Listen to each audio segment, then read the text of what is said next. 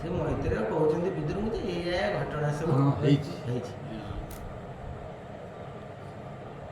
ତୁମ୍ଭେ ଯେ ସାଧୁ ନୃପବର ଏହାର ଦୋଷ କ୍ଷମା କର।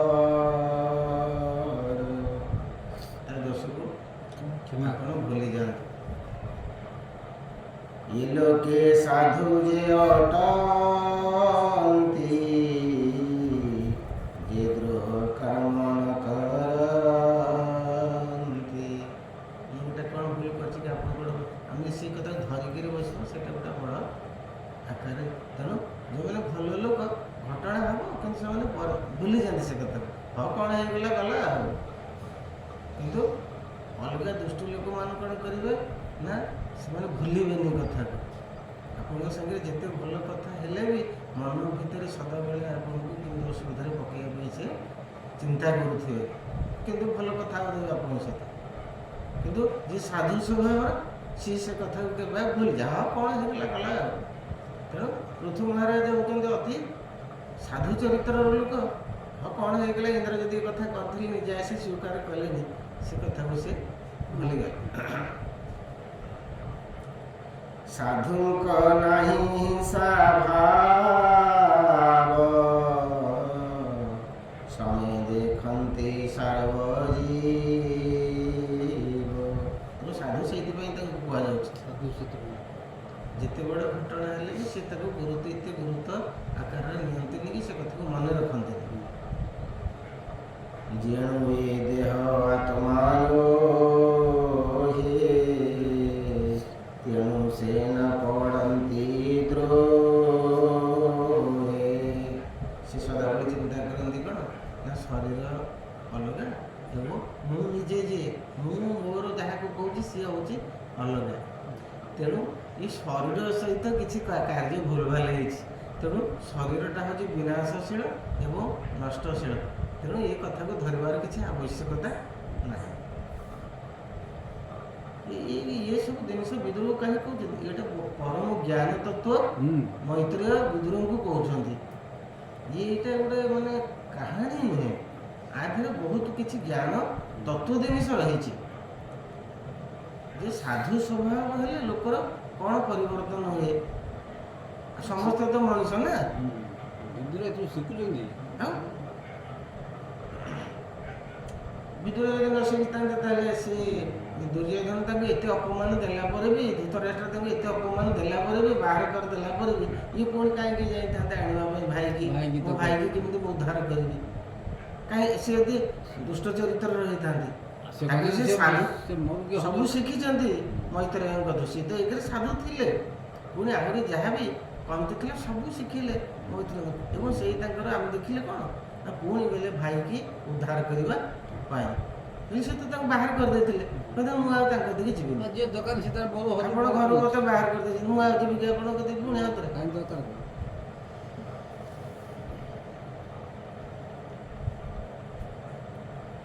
ଯେବେ ପୁରୁଷ ତୁମ୍ଭ ପ୍ରାୟ ଦେବ ମାୟାରେ ମୋହି ବୃଦ୍ଧ ସେବନ ଦୀର୍ଘକାଳ କେବଳ ଶ୍ରମ ସିନା ସାର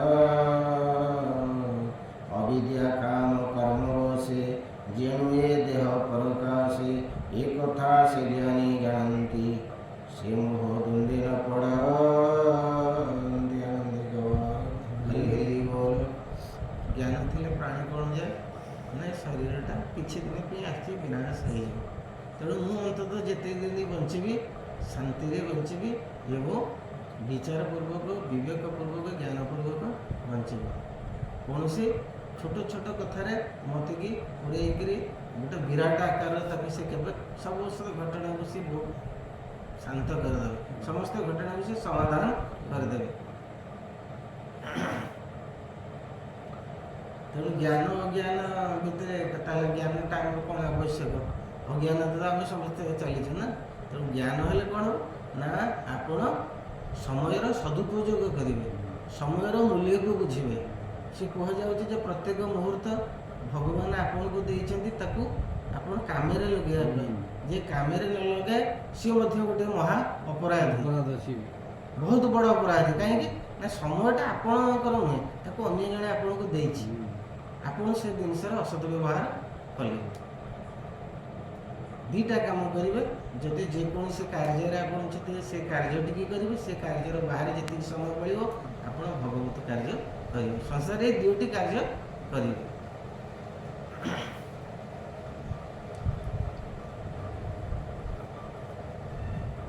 ଏ କଥା ଯେ ଜ୍ଞାନୀ ଜାଣନ୍ତି ସେ ମୋହ ଦ୍ୱନ୍ଦ୍ୱେ ନ ପଡ଼ନ୍ତି, ଅନିତ୍ୟ ଜାଣନ୍ତି ସେ ଦେହ ତେଣୁ ତହିଁରେ ନାହିଁ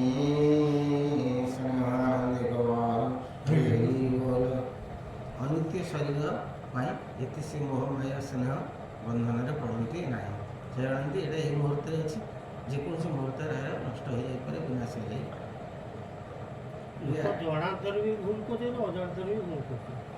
ନାଇଁ, ଆପଣଙ୍କର ଯେତେବେଳେ ଜାଣୁଛେ ଆମ ଭିତରେ ରହିଛି ଆମର କ'ଣ ନା ଯେଉଁ ଲୋଭ କାମ କ୍ରୋଧ ଏସବୁ ଆମକୁ ପୁଣି ଆମକୁ ଘୋଡ଼େଇ ପକାଉଛି ଆମର ଯେଉଁ ବିଚାର ଜ୍ଞାନକୁ।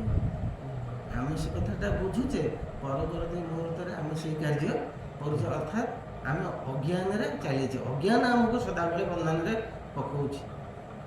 ଆପଣ ଯେତେବେଳେ ସାଧନ କରିବେ ଏ ଜିନିଷକୁ, ଆପଣ ଆସ୍ତେ ଆସ୍ତେ କ'ଣ କରିବେ ନା ବନ୍ଧନ ମୁକ୍ତ ହେବେ। ଆପଣ ଆଉ ମୋହମାୟାରେ ବିଚଳିତ ହେବେ ନାହିଁ। ଭୁଲ କାମ କରିବା ପାଇଁ ପ୍ରାଣ ଚାଲିଯିବ ପଛେ ଆଉ ଭୁଲ କରିବେ ତ ସିଧା ଲାଇନିକି ପଳେଇଲା। ହଁ, ଚାଲିଯିବେ। ବର୍ତ୍ତମାନ ଆମେ କ'ଣ, ଆମ ଉପରେ କୌଣସି ଆମର ସାଧନ ନାହିଁ। ଆମ ମନ ଇଚ୍ଛା କେତେବେଳେ ଠିକ୍ କରୁଛେ, କେତେବେଳେ ଭୁଲ କରୁଛେ, କେତେବେଳେ ଭଲ କରୁଛେ, କେତେବେଳେ ମନ୍ଦ କରୁଛେ। ଯେଉଁ କଥା କହୁଛନ୍ତି କି ଜାଣିକିରି ବି ଲୋକ ଭୁଲ କରୁଛନ୍ତି, ସେ ସତ ଜାଣିକି ଭୁଲ, ସେ ଯେଉଁ ଜାଣୁଛନ୍ତି, ଯେଉଁ ପ୍ଲାନ୍ କରିକି ଭୁଲ କରୁଛନ୍ତି ନା, ପ୍ଲାନ୍ କରିକି କରୁଛନ୍ତି। ହଁ, ସେଇଟା ହେଉଛି ଜାଣିକିରି, ସେଇଟା ହେଉଛି ଅଜ୍ଞାନର ସେଇଟା ହେଉଛି ଗୁଣ। ସେଇଟା 90%। ହଁ, 90% କି 99%। ଆଉ ଯେଉଁଟା ଅଜ୍ଞାନରେ ରହୁଛି ଆମେ ଜାଣିପାରୁନା ଗୋଟେ ଜିନିଷଟା ଭୁଲ ହେଇଗଲା, ସେଟା 1%। ସେଟା 1%। ଇଏ ସାଧାରଣ ଜିନିଷ ଯେତେବେଳେ ଆପଣ ଆ ଭିତରକୁ ପ୍ରବେଶ କରିବେ, ଆପଣଙ୍କୁ ସେ ରୋକିବ। ଆପଣ କଦାପି ତା ସାଡ଼କୁ ଯିବା ପାଇଁ ଜାଣିବେ ଯେ ମୋର ଏ ଶରୀର ଏବଂ ମୋର ଏଇ ଯେଉଁ ଜିନିଷଟି ହେଉଛି ଅନିତ୍ୟ ଏବଂ କ୍ଷଣଭଙ୍ଗୁର। ମୁଁ କାହିଁକି ଆ ପାଇଁ ଏତେ ବଡ଼ ଷଡ଼ଯନ୍ତ୍ର କରି ଅନ୍ୟ ଜଣଙ୍କୁ ଏତେ ଅସୁବିଧାରେ ପକାଇବା ପାଇଁ ଯିବି? ତେଣୁ କାହାର ଦୁଃଖର କାରଣ ମୁଁ କାହିଁକି ହେବି? ଆମେ ଜାଣୁଛେ ଗୋଟେ ଜୀବଟା ଆପଣଙ୍କୁ ଯେତେ ଲକ୍ଷ୍ୟ ଡାକିଲେ ବି ଆପଣ ଆଉ ସେଥିରେ ପଶିବେନି, ଯିବେ ତ ନାହିଁ ସାଡ଼େ। ଆଉ ସେମିତି କିନ୍ତୁ ଆମେ ଏବେ କ'ଣ କରୁଛେ ନା ଆମ ଉପରେ ଅଙ୍କୁଶ ନାହିଁ, ଆମର ସାଧନ ନାହିଁ, ଆମର କୌଣସି ନିଷ୍ଠା ନାହିଁ। ତେଣୁ ଆମେ କ'ଣ କରୁଛେ ନା ମନ ଇଚ୍ଛା କେତେବେଳେ ଭୁଲ କରୁଛେ, କେତେବେଳେ ଠିକ୍ କରୁଛେ, କେତେବେଳେ କ'ଣ କରୁଛେ।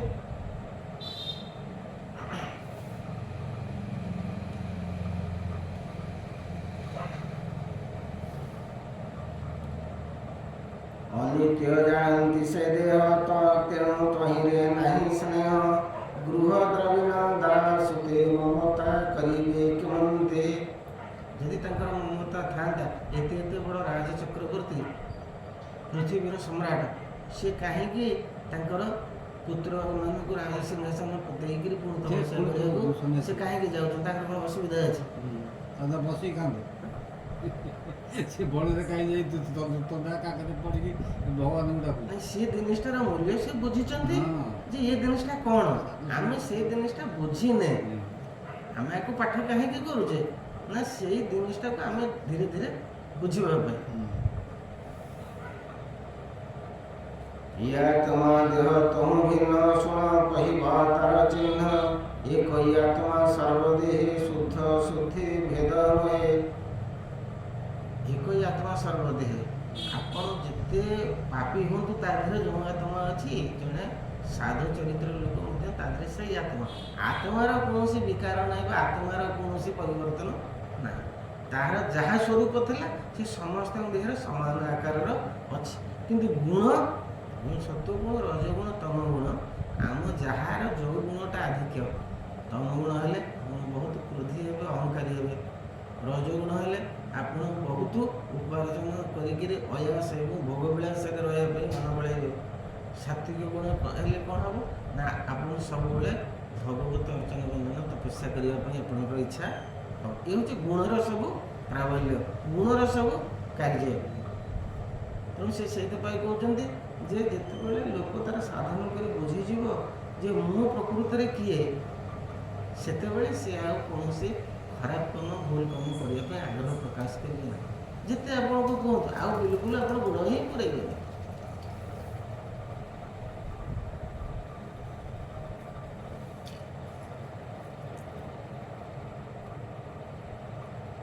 ବିଦୁର ତ ତାଙ୍କୁ ସମର୍ଥନ କରିଥାନ୍ତେ। ଦୁର୍ଯ୍ୟୋଧନ କତିରେ ସେ ପ୍ରଧାନମନ୍ତ୍ରୀ ଥିଲେ, ସିଏ ତ ରାଜ୍ୟର ସର୍ବସର୍ବା ଥିଲେ। ପ୍ରଧାନମନ୍ତ୍ରୀ ହେଉଛନ୍ତି ସର୍ବସର୍ବା ନା। ଆଉ ତେଣୁ ସିଏ କ'ଣ କହିଲେ ନା, ମୋର ଏ ପ୍ରଧାନମନ୍ତ୍ରୀ ପଦବୀ ଆବଶ୍ୟକ ନାହିଁ, ମୁଁ ସବୁବେଳେ ସଠିକ୍ କଥା କହିବି। ଯଦି ଏ କଥାରେ ତୁମେ ଚାଲିବ ତାହେଲେ ମୁଁ ଏ ପଦବୀରେ ରହିବି। ମୁଁ ତୁମ କଥାକୁ ସମର୍ଥନ କରିବି ନାହିଁ। ଭୁଲ କାମ ତୁମେ କହିବ ମୁଁ ତାକୁ ସମର୍ଥନ କରିବି ନା। ସେ ତାହେଲେ ବାହାରିଗଲେ କାହିଁକି?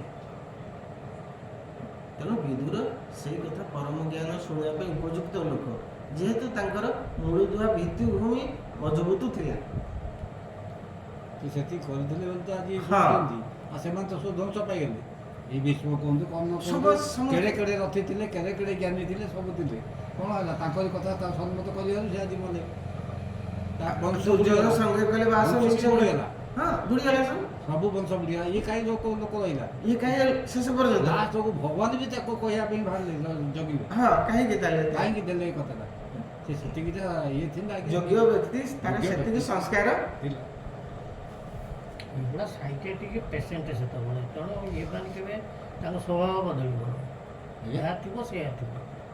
ଏଇ ଯେଉଁ ଦୁର୍ଯ୍ୟୋଧନ ପୂର୍ଯ୍ୟୋଧନ କହୁଛନ୍ତି, ଏଗୁଡ଼ା ସବୁ ସାଇକେଟ୍ରିକ୍ ପେସେଣ୍ଟ।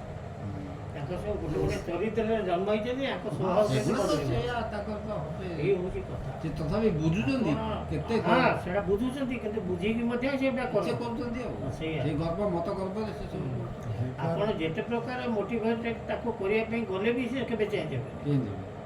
ଅହଙ୍କାର ନିଜକୁ ସେଇ ତ ଅହଙ୍କାରଟା ରହିଗଲା, ସେ ସବୁ ନଷ୍ଟ ସେଇଟା ହେଇଯିବ। ଆପଣ ଯେତେ ପ୍ରକାର ସେଇଟା ବହୁତ ଆଡ଼ଭାଇସ୍ ଦେଇଛି ଆ ଭିତରେ, କିନ୍ତୁ ସେଇଟା ଗ୍ରହଣ କରିବା ଉଚିତ ହଉନି। ସେ କହିଛନ୍ତି ଯେ ତାର ବୁଝିକରି ଗ୍ରହଣ କରିବ, ତାର ସେ ସୁଫଳ ପାଇବ। ଯିଏ ନ କରିବ ଯିଏ ନ କରିବ ତାର ତାକୁ କାର୍ଯ୍ୟର ପ୍ରତିଫଳ। ସମସ୍ତେ ଯେକୌଣସି କାର୍ଯ୍ୟ ଆପଣ ଭଲ କାମ କରନ୍ତୁ, ମନ୍ଦ କାମ କରନ୍ତୁ, ତାର ଗୋଟେ ଫଳ ଆପଣଙ୍କୁ ପ୍ରାପ୍ତି ହେବ। ଭଲ କାର୍ଯ୍ୟ କଲେ ଆପଣଙ୍କୁ ଲୋକ ସମସ୍ତେ ସାବାସ ଦେବେ, ଆପଣଙ୍କୁ ସମସ୍ତେ ପ୍ରଶଂସା କରିବେ, ଆପଣଙ୍କର ତ୍ୟାଗ ଦେଖିକରି ସମସ୍ତେ ଆପଣଙ୍କୁ ଭଲ ପାଇବେ। ଆପଣ ଯଦି ସମାଜରହିତ ଅନ୍ୟମାନଙ୍କର କ୍ଷତି ସାଧନ କରିବେ, ଆପଣଙ୍କୁ ସମସ୍ତେ ଘୃଣା କରିବେ।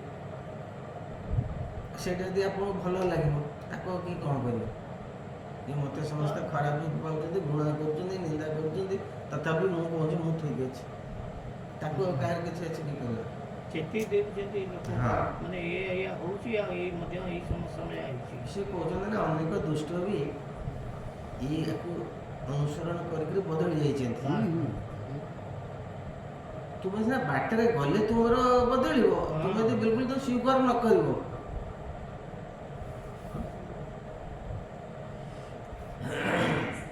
ନିର୍ଗୁଣ ହୋଇ ଗୁଣାଶ୍ରୟ, ସେ ଆତ୍ମା ସ୍ୱୟଂ ଜ୍ୟୋତିର୍ମୟ, ସେ ଏକ ଅଛି ସର୍ବଠାରେ ଆବୃତ ନୁହେଁ ମାୟା ଦ୍ୱାରେ, ତାହାର ନାହିଁ ଆତ୍ମା ପର, ସେ ଥାଇ ପ୍ରକୃତି ରୂପର, ଶରୀରରୁ ଭିନ୍ନେ ଥାଇ ସେହି, ତାକୁ ଦେଖନ୍ତା ନାହିଁ କେହି। ସେ ଆପଣଙ୍କ ଶରୀର ଭିତରେ ଅବସ୍ଥାନ କରିଛନ୍ତି, ଅଛନ୍ତି, ସବୁ କାର୍ଯ୍ୟର ସେ ହେଉଛନ୍ତି ମାଲିକ, ଏ ଦେହର ଅଧ୍ୟକ୍ଷ, ସବୁ ସିଏ। କିନ୍ତୁ ସେ ଗୁଣ ସହିତ ସମ୍ପର୍କ ସେ ବତେଇ ଦେଇଛନ୍ତି। ଆପଣ ଯାହା କହନ୍ତି ବାପା ବାଟ ଇଏ ଆଉ ବାଟ ଇଏ, ତୁ ଯେଉଁ ବାଟରେ ଯିବୁ ଯାହାର ତୁ ଯାହା ରହିବୁ ତାହା କାଟିବୁ, ଯାହା କରିବୁ ତାରି ପ୍ରତିଫଳ ପାଇବୁ। ଏଥିରେ ଆଉ କାହାର କିଛି କହିବାର ଆଉ କିଛି କହିବାର ନାହିଁ।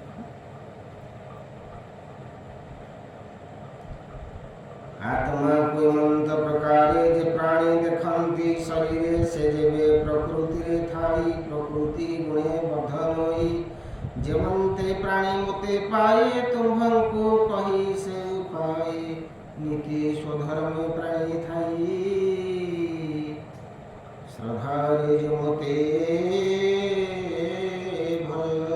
ଭଗବାନ କହୁଛନ୍ତି ତୁମେ ତୁମର ସ୍ୱଧର୍ମ ହେଉଛି ତୁମେ ରାଜା ହେଇଛ, ବା ଯିଏ ପ୍ରଜା ହେଇଛି, ବା ଯିଏ କୃଷି କରୁଛି, ବା ଯିଏ ଯାହା ବି କରୁଛି, ତାର ସେଇ କାର୍ଯ୍ୟଟିକି ସେ ଭଲ ଭାବରେ କରିବ। ତାପରେ ସେ ସେଇ କାର୍ଯ୍ୟ ଭିତରେ ହିଁ ମୋତେ ଚିନ୍ତା କରିବ। କାର୍ଯ୍ୟ ବନ୍ଦ କରିକିରି ନିରୋଳାରେ ସବୁ ଛାଡ଼ି ଛୁଡ଼ିକିରି ସେମିତି କାମ ନୁହଁ। ଭଗବାନ କେବେ କହିନାହାନ୍ତି। ଅର୍ଜୁନକୁ ନେଲେ କାହିଁ କହିଥାନ୍ତେ? ଅର୍ଜୁନ ତ କହୁଥିଲେ ମୁଁ ସନ୍ନ୍ୟାସୀ ହିଁ ପଳେଇବି, ଯୁଦ୍ଧ କରିବି ନାହିଁ ଆଜ୍ଞା। ଯୁଦ୍ଧଟା ହେଉଛି ଗୋଟେ ଖରାପ ଜିନିଷ, ଏତେ ମୋତେ ମାରିବାକୁ ଲୋକଙ୍କୁ ପଡ଼ିବ। ସେ ତ କହିଥାନ୍ତେ ତା ଭଲ ଲୋକଟା, ବାସ୍ ତୁମେ ପଳାଅ ଛାଡ଼ି ଦେଇକିରି ଯୁଦ୍ଧ। ସେ କହିଲେ ନାଇଁ ନାଇଁ, ତୁମେ ଭୁଲ ବାଟରେ ଯାଉଛ, ପଣ୍ଡିତଙ୍କ ଭଳିଆ କହୁଛ କିନ୍ତୁ ମୂର୍ଖଙ୍କ ଭଳିଆ କାର୍ଯ୍ୟ କରୁଛ। ତେଣୁ କ'ଣ ସଠିକ୍ ବାଟ ବୋଲି ସିଏ ତାକୁ ବୁଝେଇଲେ। ଏଇଟା ବୁଝେଇଲି। ଯେଉଁଠି ଯେଉଁଟାକ ଆବଶ୍ୟକ କର୍ତ୍ତବ୍ୟ ଦୃଷ୍ଟିରୁ ପଡ଼ୁଛି, ତେଣୁ ସେଇଟାକୁ ତୁମେ କରିବ। ତୁମେ ଯେହେତୁ କ୍ଷତ୍ରିୟ, ତୁମେ ଯୁଦ୍ଧ କରିବା ପାଇଁ ତୁମର ହେଉଛି ସ୍ୱଧର୍ମ। ସେଇଟା ମାନେ ଭଗବାନ କ'ଣ ତାକୁ ବୁଝେଇଥାନ୍ତି? ବୁଝେଇଥାନ୍ତେ। ଭଗବାନଙ୍କର କ'ଣ ଦରକାର ଥିଲା ସେ ତାଙ୍କୁ କ'ଣ ବୁଝେଇ ଦରକାର ଥିଲା? କାହିଁକି ବୁଝେଇଲେ ସେ? ଏତିକି ଜାଣିବା ଦରକାର ଆମେ। ହଁ ଗୋଟେ ଯୁଦ୍ଧ ଫିଲ୍ଡରେ ନେଇକି ତାକୁ ବୁଝଉଛନ୍ତି। ହଁ, ଯୁଦ୍ଧରେ ପାଇଁ ଛାଡ଼ିଦେଲେ, କହିଲେ ମୁଁ ଯୁଦ୍ଧ କରିବି ନାହିଁ, ଧନୁଷର ଫନୁଷର ସବୁ ଥୋଇ ଦେଇଗଲେ, ମୁଁ ଭିକ୍ଷା ମାଗି ପଛକେ ଚଳିବି, ମୁଁ ଏମାନଙ୍କୁ ମାରିବି ନାହିଁ। କାହିଁକି ମାରିବୁ? ସେ ମୋର ପୁଅ, ସେ ମୋର ପୁତୁରା, ସେ ମୋର ଶଳା, ସେ ମୋର ଶ୍ୱଶୁର, ସମସ୍ତେ। ତାଙ୍କ ସୃଷ୍ଟି ତାଙ୍କ ଲୀଳା ସେ ତ କରିବେ ଆଉ କ'ଣ? ମୁଁ କିଛି କରୁନି, କରିବା ଲୋକ ସବୁ କରୁଛୁ। ମୋର କିଛି ତ ମୋତେ କିଏ ଦୋଷୀ ଦେବେନି। ମୁଁ କାହାର ଦୋଷୀ କିଛି କରିବି। ଭଗବାନ କହୁଛନ୍ତି ଯେ ମୋତେ ପାଇବାର ବାଟ କର। ଶ୍ରଦ୍ଧାରେ ଯେ ମୋତେ ଭଜଇ, ତାହାର ନୀତି ସ୍ୱଧର୍ମେ ପ୍ରାଣୀ ଥାଇ, ତାହାର ମନ ହି ରାଜନ କ୍ରମେ ହୋଇ ସୁପ୍ରସନ୍ନ। ଯିଏ ଭଗବାନଙ୍କର ପୂଜା ଆରାଧନା କରେ, ତା ମନଟା ଆସ୍ତେ ଆସ୍ତେ କ'ଣ ହୁଏ ନା ଶାନ୍ତ ହୁଏ, ଏବଂ ସେ ସମସ୍ତ କଥାକୁ ଭଲ ଭାବରେ ବିଚାର କରିପାରେ। ଆପଣ ବିଚାରଟା ଯେତେବେଳେ ଦୃଢ଼ ହେଇଯିବ, ଆପଣ ଆଉ ଭୁଲ କାର୍ଯ୍ୟ ପ୍ରତି କେବେ ହେଲେ ଆଗକୁ ଜୀବନରେ ଆଗେଇବେନି। ଭୁଲ କାମଟା ଦେଖିଲେ ମାନେ ଆପଣ କାଟିଦେବେ ତାକୁ ସାଙ୍ଗେ ସାଙ୍ଗେ। ନା, ମୁଁ ଏଥିରେ ଯିବି ନାହିଁ କି ସହଯୋଗ କରିବି ନାହିଁ।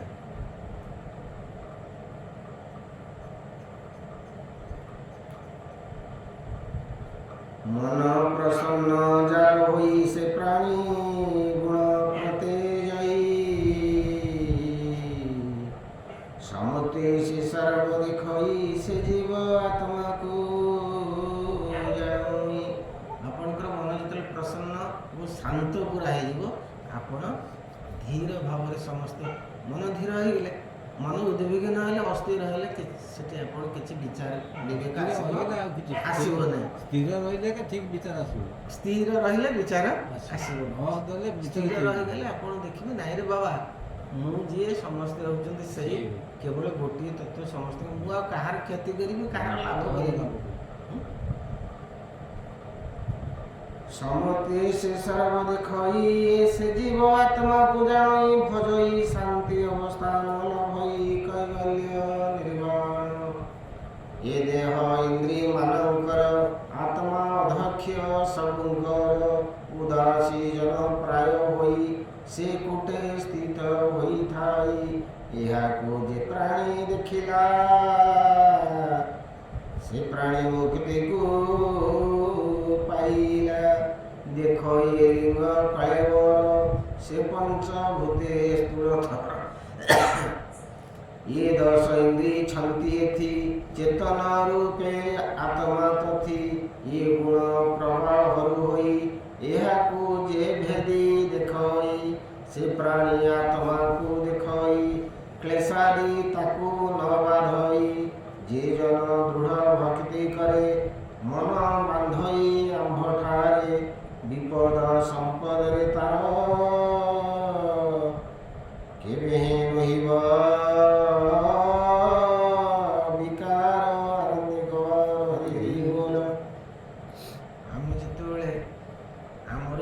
जहाँ चाहूचे अनुकूल वस्तु प्राप्त होचे से आम आनंदित होचे।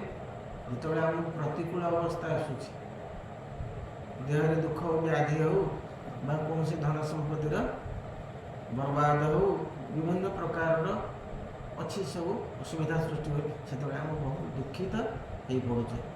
आमर मनुष्यर यहाँ हूँ स्वभाव। आम अनुकूल परिस्थिति सुखी हो, प्रतिकूल परिस्थिति दुखी हो। किंतु जो माने ज्ञानी, जो माने पंडित, जो माने भगवान को भजन करती, ସେମାନେ ସମସ୍ତ ଅବସ୍ଥାକୁ ସେ ଜାଣନ୍ତି ଯେ ଭଲ ସମୟ ଆସିଛି ରହିବନି କି ମନ୍ଦ ସମୟ ବି ଆସିଛି ରହିବ ସବୁ ସମୟ। ଆଉ ମୁଁ ଯେତେ ବି ଅତି ବ୍ୟସ୍ତ ହେଲେ ବି ଇଏ ପ୍ରତିକୂଳ ଅବସ୍ଥା ମୋତେ ଛାଡ଼ି ଦେଇ ଚାଲିଯିବ ନାହିଁ। ଛାଡ଼ି ଚାଲିଯିବ କି? ଏଇଟା ସବୁବେଳେ ରହିବ। ରହିବ। ସିଏ ତ ତେଣୁ ସିଏ ଯିବ। ଭଲ ସମୟ ଆସିଛି ପୁଣି ଖରାପ ସମୟ ଆସିବ, ଖରାପ ସମୟ ବି ପୁଣି ଚାଲିଯିବ। ସିଏ ସବୁଦିନ ସେଇଠି ରହିବ। ରହିବ। ବିପଦ ସମ୍ପଦରେ ତାର କେବେ ନୋଇ ବିକାର, ଶୋକାରି ଦ୍ୱାରା ସେହିମାନେ ବ୍ୟଥିତ ନୁହନ୍ତି ଅଜ୍ଞାନୀ। ଏବେ ହୋ ବେଣଙ୍କ ନନ୍ଦନ ଶୁଣିବା ମୋହର ବଚନ, ଉତ୍ତମ ମଧ୍ୟମ ଧମ ଏ ତିନି ଦେଖ ତୁମ୍ଭେ ସମ, ଏ ଦୁଃଖ ସୁଖ ସମକର ଇନ୍ଦ୍ରିୟ ମାନଙ୍କୁ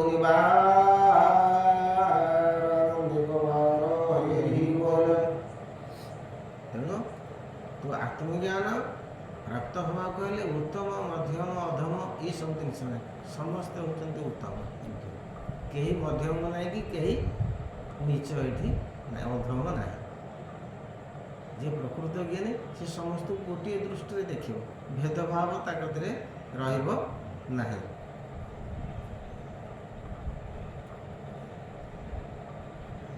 ବନ୍ଧୁ ଅମାତ୍ୟ ଆଦି ଯେତେ ମୋହର ଦେବା ଜାଣିଛି ତେ ତାହାଙ୍କୁ ସଙ୍ଗତେ ଘିନିଣ, ପ୍ରଜାଙ୍କୁ ବଳ ସଧାରମେଣ।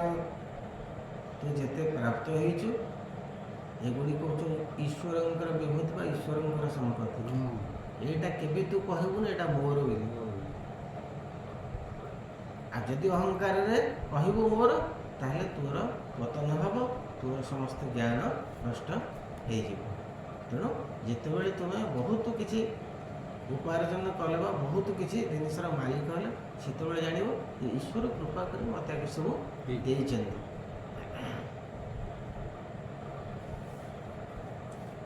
ପ୍ରଜା ପାଳନ ରାଜା ଧର୍ମ, ପ୍ରଜା করে যে শুভ কর্ম, পরলোকরে ষষ্ঠ অংশর উপতি লভଇ অবশ্য। ଏ କଥା ଆଲୋଚନା ହେଇଛି ଆମର। ପ୍ରଜା ଭଲ କର୍ମ କଲେ ତାର ଷଷ୍ଠ ଭାଗ ରାଜାଙ୍କର ସୁକୃତିକୁ ଯିବ।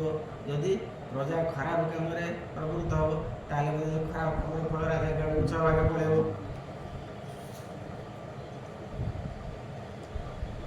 ସେ ରାଜା ପ୍ରଜା যে রাজা প্রজাঙ্কুল পালে অধর্মে করণী বলে, সে রাজা নরক ভুজই তাহার কাহি রক্ষা নাহি, সুধর্মে থাই প্রজা পাল গৃহ মেধিরে কিছু কাল।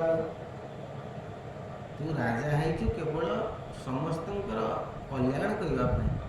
ତୁ ନିଜେ ରାଜା ବୋଲି ଏ କଥାଟା ମନକୁ କେବେ ଆଣିବୁ ନାହିଁ ଯେ ରାଜା ମୋର, ଏମାନେ ସମସ୍ତେ ହେଉଛନ୍ତି ସେବକ ଚାକର। ଇଏ ଜିନିଷ କେବେ ମନ ଭିତରେ ଆଣିବ ନାହିଁ। ସମସ୍ତଙ୍କର ଭଲ ହେବା ପାଇଁ ତୋତେ ଏଇ ଆସନରେ ଅଧିଷ୍ଠିତ କରାଯାଇଛି। ଆଉ କିନ୍ତୁ ବସିଗଲା ପରେ କ'ଣ ନା ମୁଁ ହେଉଛି ମାଲିକ, ଏମାନେ ସମସ୍ତେ ହେଉଛନ୍ତି ମୋର ବୃତ୍ତି। ବେଣ ଭଳିଆ କାମ। ଏଇ ଦୁଇଟା ପ୍ରଜା ଯଦି କ'ଣ ଖରାପ କରନ୍ତି ରାଜା ବି ଧ୍ୱଂସ ହେଇଯିବ। କହିଲେ ରାଜା ଯଦି ଇଏ ହବ ପୁଣ୍ୟ କାମ କଲେ ସେ ପୁଣ୍ୟର ଛଅ ଭାଗ ତାଙ୍କ ଆଡ଼କୁ ଚାଲିଯିବ। ସେଇଟା ବୁଝିବା ଦରକାର ରାଜା। ଭଗବାନ ସେ କଥାଟା ବୁଝଉଛନ୍ତି ପ୍ରଥମ।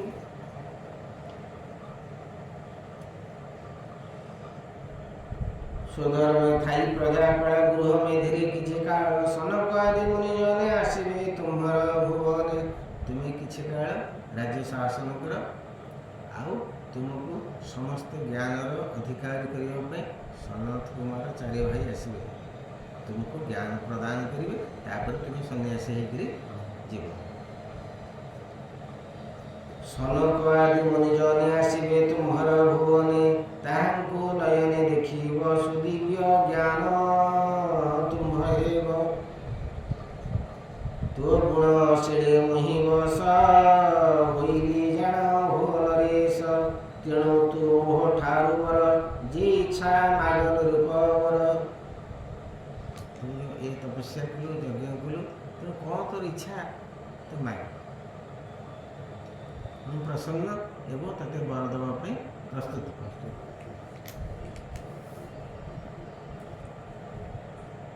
তপস্যা যোগ যোগে মহি দুর্লভ অটে জানো, তুই যা রচিত সমে থাই তা হৃদয় নিরতে মুথাই। ହିଂସା କପଟ ଲୋଭ ଏସବୁ ଦୁର୍ଗୁଣ ନାହିଁ। ଭଗବାନ କହୁଛନ୍ତି ସେଇ ହୃଦୟରେ ମୁଁ ସବୁବେଳେ ଅବସ୍ଥାନ କରିଥାଏ। ମୋତେ ତା ଆଉ ଖୋଜିବାକୁ କେଉଁଠି ପଡ଼ିବ। ମୁଁ ତାରି ଭିତରେ ସବୁବେଳେ ଅବସ୍ଥାନ କରିକି ତାକୁ ସଦାବେଳେ ଆଶୀର୍ବାଦ ଦେଉଥାଏ।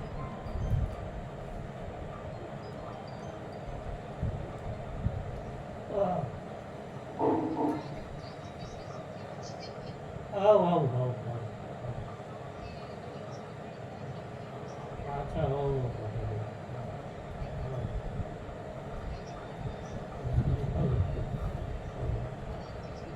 ହଉ ଆସିଲେ କହିବୁ।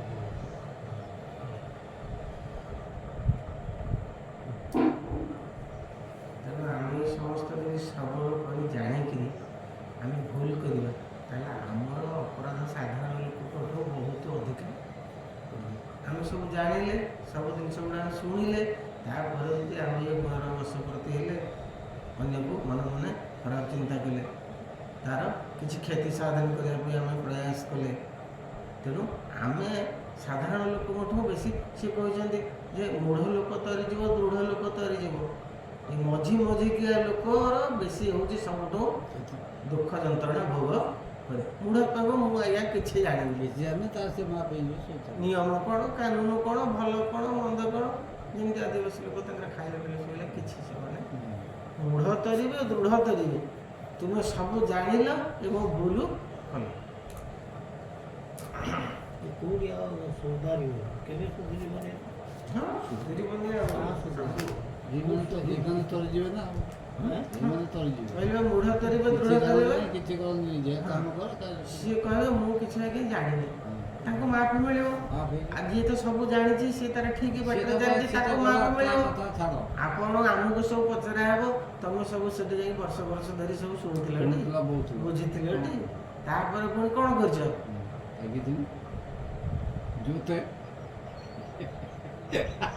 ଆପଣ ସେଠିକି ଯିବେ ନା କୈଫତ ଦେବେ ନା ଯୋଉଠୁ ଆସିଛନ୍ତି।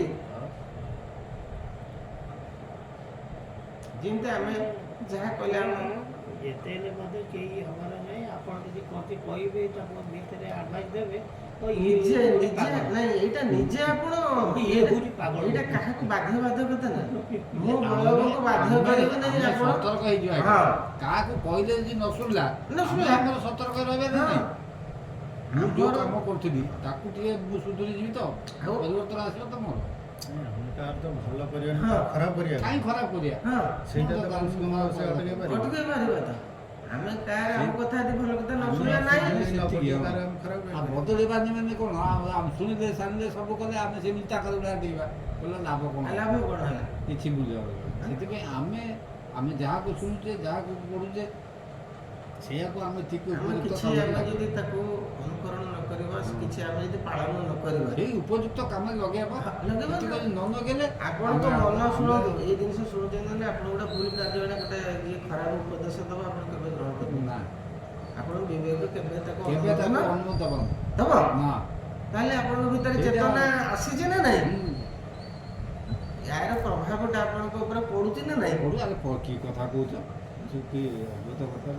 କିନ୍ତୁ ଅନ୍ୟ ଗୋଟେ ଲୋକ ସେଥିରେ ମାତିଯିବ ହଁ ଚାଲିକି ମାରିଦେବା ଚାଲି ତାର କ୍ଷତି କରିବ। ସିଏ ଯେତେ ସହଜରେ ମଙ୍ଗିବ ଆପଣଙ୍କ ଭିତରେ ବାରମ୍ବାର ବିବେକଟା ଆପଣଙ୍କୁ ବାଧା ଦେବ ନା।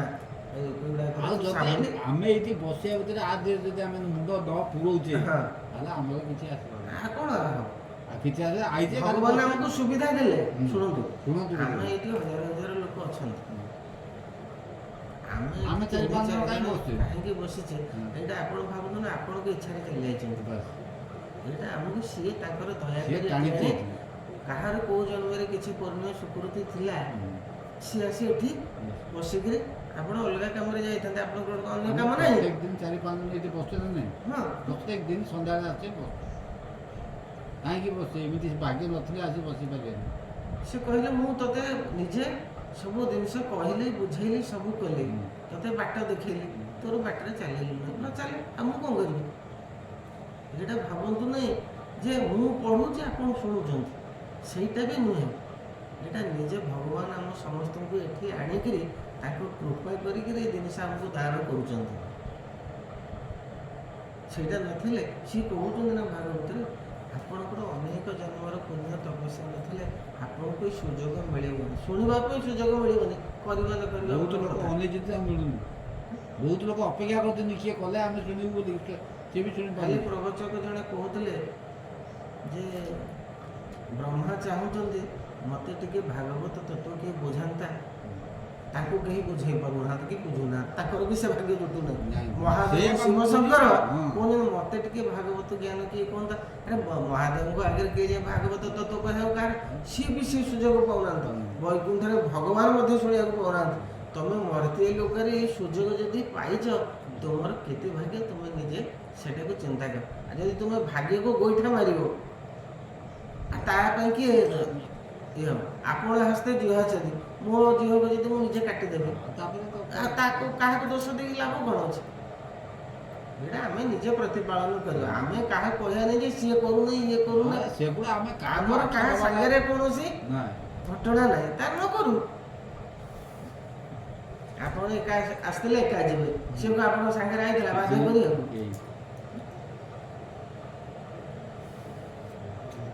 ହେମନ୍ତେ ପ୍ରଭୁ ଭାବଗ୍ରାହୀ ପ୍ରଥମକୁ କହିଲେ ବୁଝାଇ, ହରିଙ୍କ ଆଜ୍ଞା ଧରି ସିରେ ତକ୍ଷଣେ ପାରେ ପ୍ରଣମିଲେ।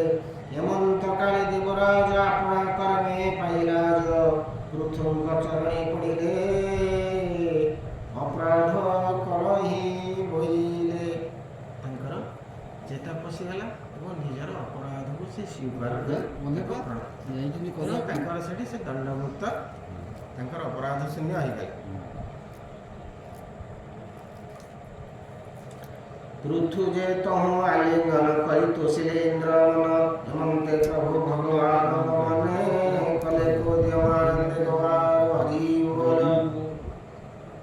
ପୃଥୁ ଯେତେକ ପୂଜା କଲେ ହରିତାନନ୍ଦେ, ଘେନିଲେ ସେ ରାଜା ପଡ଼ି ହରିପାଦେ ପ୍ରଣାମ କରିଣ ଆନନ୍ଦେ।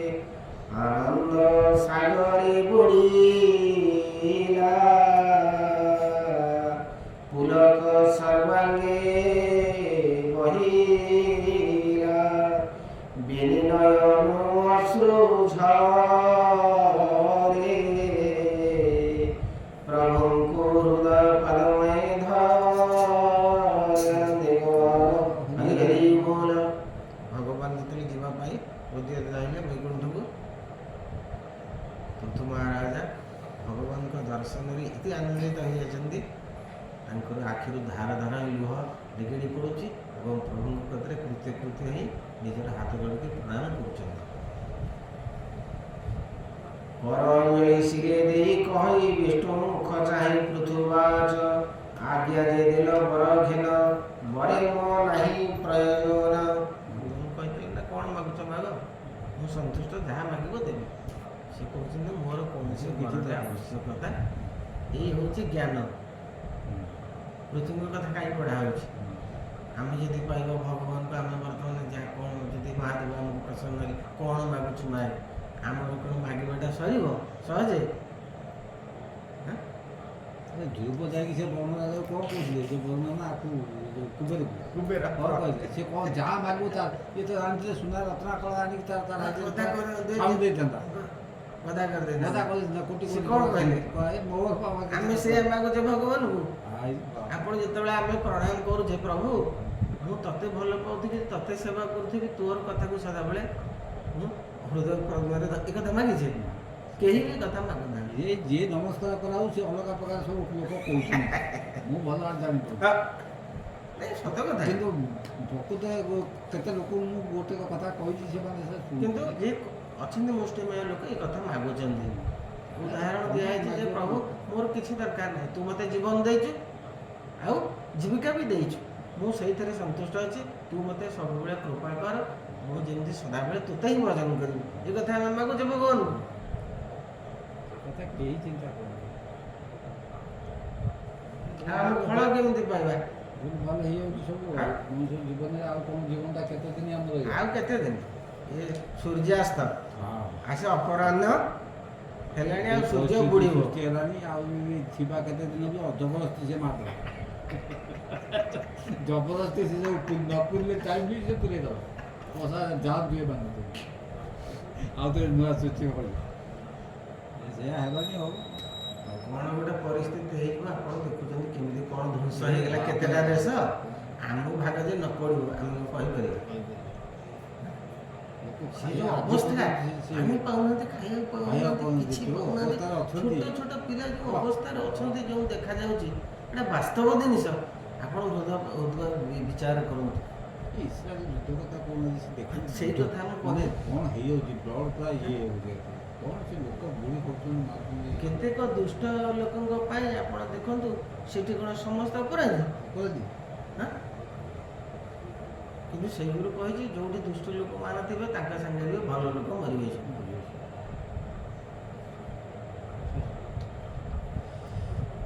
ଆଜ୍ଞା ଯେ ଦେଲ ବର ଘେନ ବରେ ନାହିଁ ପ୍ରୟୋଜନ ବର ଘେନନ୍ତି ଭୋଗ ପାଇଁ ସେ ଭୋଗ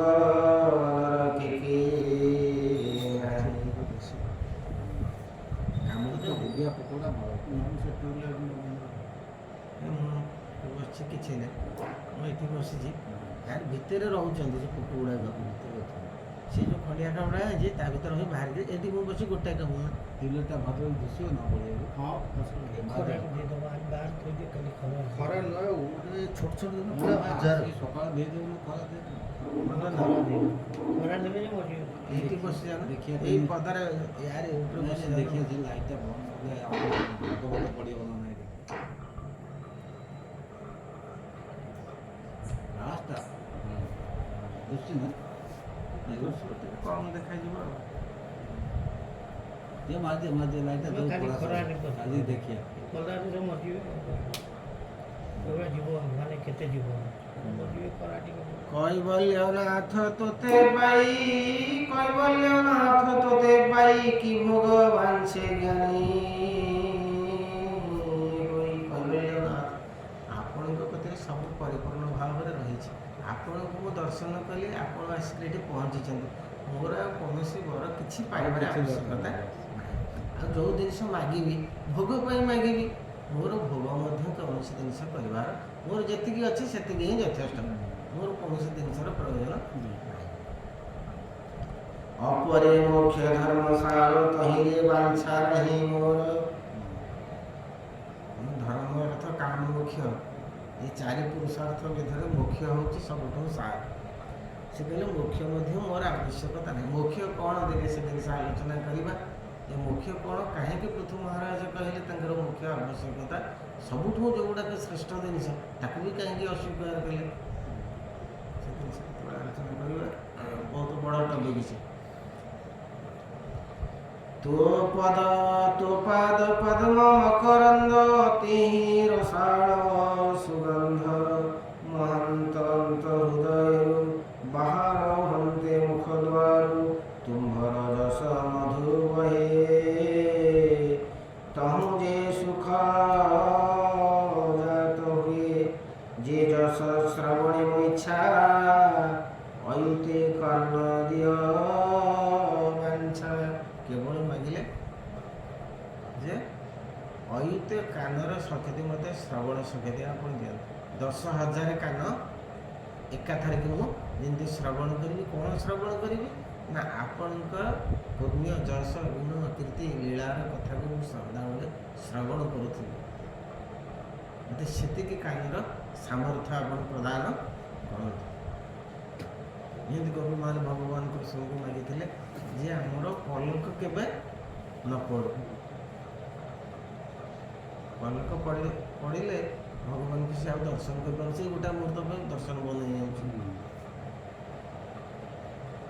ତେଣୁ ଇଏ ମାଗୁଛନ୍ତି ପୃଥୁ ମହାରାଜା ଯେ ମୋର 10,000 କାନର ସାମର୍ଥ୍ୟ ମୋତେ ଦିଅନ୍ତୁ, 10,000 କାନର ଶକ୍ତି ମୋତେ ପ୍ରଦାନ କରନ୍ତୁ। ମୁଁ ଆପଣଙ୍କ କଥା ଖାଲି ସବୁବେଳେ ଶୁଣୁଛି। ଏ ଦୁଇ କର୍ଣ୍ଣେ ଶୁଣି ମୋର ସନ୍ତୋଷ ନୁହେଁ ଚକ୍ରଧର। ତୋ ପାଦ ପଦ୍ମ ସୁଧା ଯଶ ସାଧୁଙ୍କ ବଦନ ପ୍ରକାଶ। ତୁ ଯୋଗୀ ଜନେ ଦିଏ ଜ୍ଞାନ ଆନେ ମୋ ନାହିଁ ପ୍ରୟୋଜନ। ନିଖିଳ ପୁରୁଷୋତ୍ତମ ତୁ ଗୁଣାଳୟ ତୁ ଚରଣଦେବାର ହରି ବୋଲ। ସେ ବିବି ଲକ୍ଷ୍ମୀର ପରାଇ ତା ସଙ୍ଗେ କରି ନିକି ହୁଏ হেলে অবিগতে তথাপি সেবা হতে জীবি অবশ্য সে পাদ ভজিবি দিন বৎসর তরবান ভক্তরে তোহর করুণানন্দে গৌর হরি বল। বন্ধু ତମ ଟିଭିରେ ଆସୁଛି ନା ଜୟ ଜଗନ୍ନାଥ ଚ୍ୟାନେଲ ଆସୁଛି? ଦେଖିବୁ ସେ ଚ୍ୟାନେଲ ଦେଖିବ। ସେଇଟା ତରଙ୍ଗ ଯେଉଁ ନ୍ୟୁଜ୍ ସେଭେନ ପରେ ସେଇଟା ପଡ଼ିବ। ଏଇଟା ଆମର ଆସୁନଥିଲେ ଯେତେବେଳେ କାଲି ଆସିଛି। ନା ସେ ଅଲଗା ଗୋଟେ ଚତୁର୍ଥ ଚ୍ୟାନେଲ ସେଟା ହେଉଛି ସିଦ୍ଧାର୍ଥ ଭକ୍ତିର ଚତୁର୍ଥ ସାର୍ଥକ ନମିତା ଅଗ୍ରୱାଲଙ୍କର ସେଟା ବହୁତ ସୁନ୍ଦର ଭାବରେ ଭଗବାନଙ୍କର ବେଶ ଏମିତି ଶୃଙ୍ଗାର ହେଉଛି ଆପଣ ଦେଖିଲେ ଆଉ ଆଖି ଆପଣଙ୍କର ଠାକିବ। ଏଇ ଯେଉଁ ମହାରାଜ କହୁଛନ୍ତି ଯେ ଏମିତି ଜନ୍ମ ଜନ୍ମ ଧରି ଆପଣଙ୍କର ସେବା କରୁଥିବେ, ଆପଣଙ୍କୁ ସଜଉଥିବେ, ବେଶ କରୁଥିବେ, ଏସବୁ ଜିନିଷ ବହୁତ ବଡ଼ ଅନୁଭବ ଏବଂ ବହୁତ ମହତ୍ତ୍ୱପୂର୍ଣ୍ଣ ଜିନିଷ। ସେତିକି ଶୁଦ୍ଧତା ନଥିଲେ ଶରୀର ଭିତରକୁ ଏ କଥାର ପ୍ରଭାବ ଏବଂ ଏ କଥାର ତତ୍ତ୍ୱଟା ଅସଲ ଜିନିଷଟା ମର୍ମଟାକୁ ଅନୁଭବ କରିପାରିବେ। ଶବ୍ଦଟାକୁ ଶୁଣିବେ କିନ୍ତୁ ଶବ୍ଦର କ'ଣ ଗୁରୁତ୍ୱ ତାକୁ ଅନୁଭବ କରିବା ପାଇଁ ସେତିକି ଦରକାର, ଶୁଦ୍ଧତା ଦରକାର।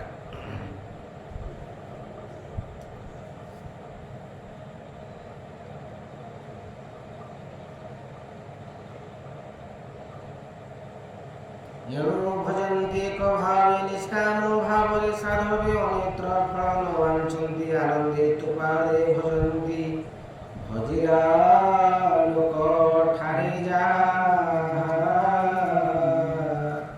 ବର ମାଗତୁ ଗୁରୁ ଯା ଭୋନାଥ ତୁହରି ବାଣୀ ଜାଣିଲି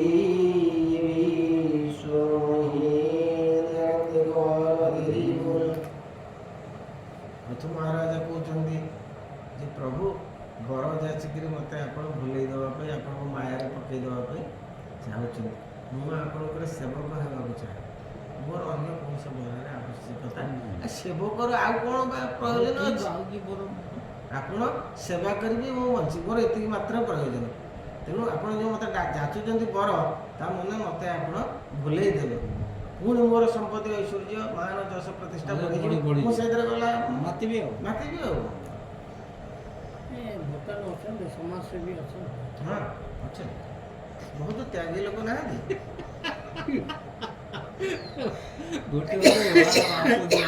ଆପଣ ଯାହାଙ୍କୁ ଦେଖିଦେଲେ ସେଇ ମାନେ ଯଥେଷ୍ଟ। ସଂସାରଟା କେତେ ବଡ଼, ଆମ ଆଖି କ'ଣ ପାଉଛି ନା କାନ ପାଉଛି ନା ଜ୍ଞାନ ପାଉଛି? ସଂସାରଟା କେତେ ବଡ଼, ଏଠି ସବୁ ଜିନିଷ ରହିଛି କିନ୍ତୁ ସେ ଜିନିଷ ଚାଲନ୍ତା କେମିତି? ଆପଣ ଅଭିଭୂତ ହେଇଯିବେ, ଲୋକ ଅଛନ୍ତି ଦେଖିଲେ, କିନ୍ତୁ ସେ ଲୋକକୁ ଖୋଜନ୍ତୁ।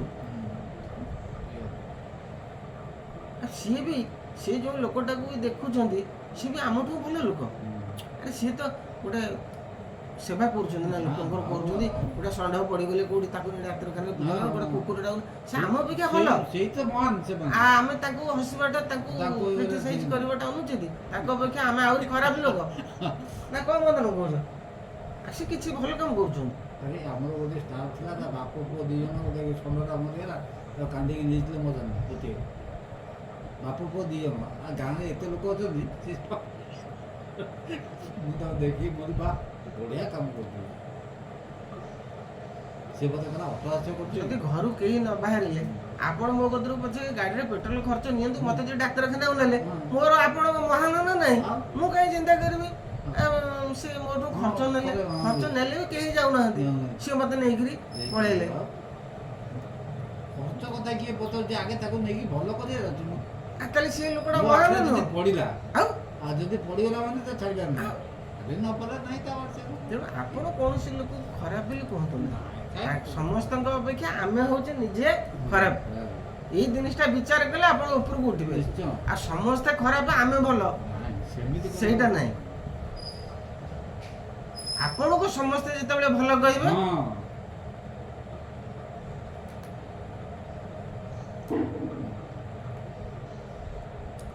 ଫଳ ଆଶାରେ ଲୋଭୀ ହୋଇ ମାୟା ମୋହରେ ଭ୍ରମ ଥାଇ ତାଙ୍କୁ ନ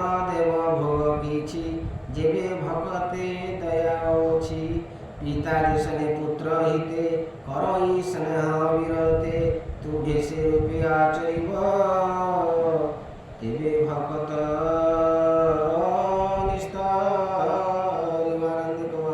ହରି ହରି ପିତା ଯେମିତି ପୁତ୍ରଙ୍କ ପ୍ରତି କୌଣସି କପଟତା ଆଚରଣ କରେ ନାହିଁ।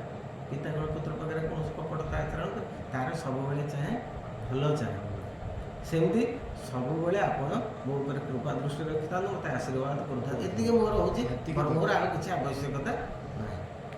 ମୈତ୍ରେୟ ଉବାଚ ଏମନ୍ତେ ପୃଥୁର ବଚନ ଶୁଣି କହନ୍ତି ଭଗବାନ ହେ ରାଜା ମୋ ଚରଣ ଯୋଗେ ତୋ ଦୃଢ଼ ଭକ୍ତି ହେଉଏ।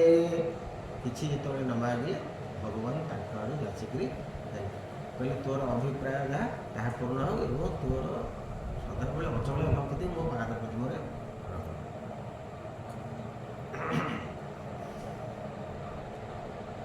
ମୋର ବିଷୟ ତୋର ବୁଦ୍ଧି ଭକ୍ତି ଯୋଗେ ଯେ ପ୍ରସିଦ୍ଧି ହଉ ଦୁସ୍ତର ମୋର ମାୟା ତୁତେ ନ ଲାଗୁ ପୂର୍ଣ୍ଣ ଦେହା। ମୋର ଯେଉଁ ମାୟା ଆଧରୁ କେହି ନିଜେ ଶିବ ଶଙ୍କର ମଧ୍ୟ ତାদের ମୋହିତ ହେଇଯାଏ। ତେଣୁ ଏ ମାୟା ତୁମକୁ ନ ଲାଗୁ। ସେଇଟା ତ ବଡ଼ କଥା। ଆଉ କି ଏମନ୍ତେ ପରମାର୍ଥ ବାଣୀ ରାଜର୍ଷି ପୃଥୁରେ ସେ ଭାବନି ଆନନ୍ଦ ଗବାର ହରି ବୋଲ ତାର ପୂଜନେ ତୁଷ ହୋଇ ତାଠାରେ ଅନୁଗ୍ରହ ବହି ଦେବ ଋଷି ପିତୃ ଗନ୍ଧର୍ବ ସିଦ୍ଧ ଚାରଣ ଯେ କନାଗ କିଧର ସମର୍ଥ୍ୟ ଖଗାଦି ଯେ ଜୀବ ଲୋକନ୍ତ ଏ ସର୍ବ ବିଷ୍ଣୁ ସଙ୍ଗେ ଥିଲେ সন্তোষে পৃথু পূজা কল্যাণে গবারি বল রাজর্ষি পৃথু আনে যেতে যে উপাধ্যায় যজ্ঞতে হরিলে তাহাঙ্কর মন বৈকুণ্ঠে নিজে ভগবান গরুড় পৃষ্ঠে বিজে কলে সমস্ত দেবে দেখুলে অদৃশ্য হেলে ভগবান পুଣି নমিলে দেবগণ সে পৃথু তাଙ୍କୁ নমস্কার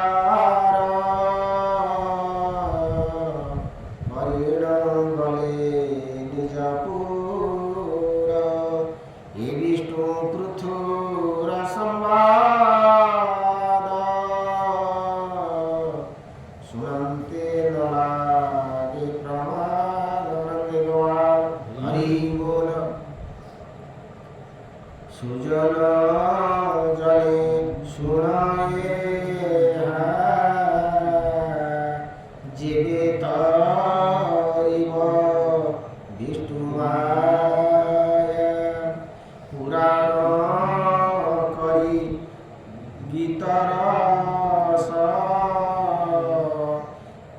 ভণই জগন্নাথ দাস হরি বল। ইতি শ্রীমদ্ভাগবতে মহাপুরাণে পরমহংস সংহিতায় চতুর্থ স্কন্ধে পৃথুচরিতে পৃথুস্তবপুরাণোऽধ্যায় একবিंशोऽध्याय पृथुप्रणोपदेशयन्ति वर्णे एकविंशोऽध्याय हरि बोल। हरे कृष्ण कृष्ण कृष्ण हरे हरे राम राम राम हरे हरे कृष्ण कृष्ण कृष्ण हरे हरे राम राम राम हरे हरे कृष्ण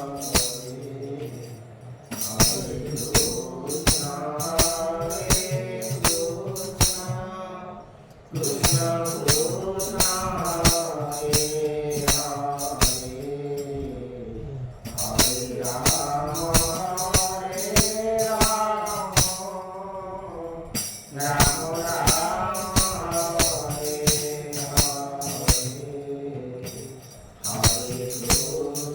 हरे कृष्ण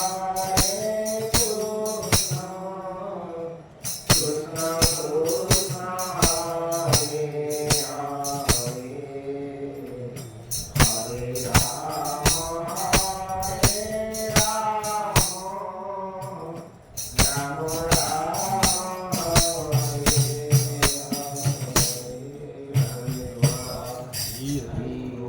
धीमस्या विरणे भंगो निरविमते भव यदि शुद्धं शुद्धवा मनोदोषा निर्विद्यते हरि ओम तत्सत् हरि ओम तत्सत् हरि ओम तत्सत्